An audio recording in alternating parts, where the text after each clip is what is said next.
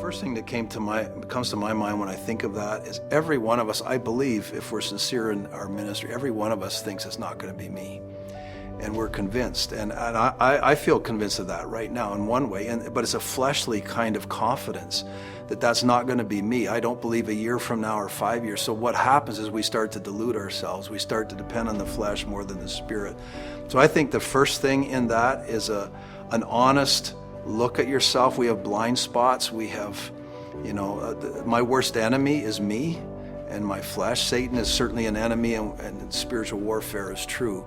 But I think this needs to start with a sense that I could do that. That could be me. And so we believe in accountability. We believe, moral fences. We implement all those things. But in the end, it's a daily and hourly surrendering and submitting and yielding ourselves to the Spirit of God, and a constant prayer that the fruit of His Spirit would be evidenced in me.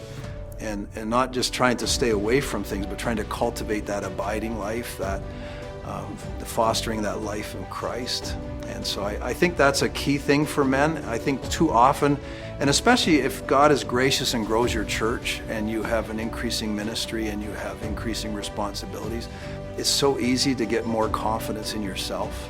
And I think that then tends to lead us as Satan would bring his deceptive ways.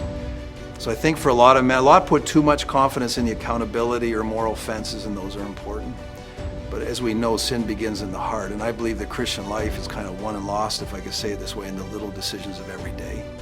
And so it's that constant cultivating of our hearts. And I've had seasons where I've been dry, and it's been difficult seasons.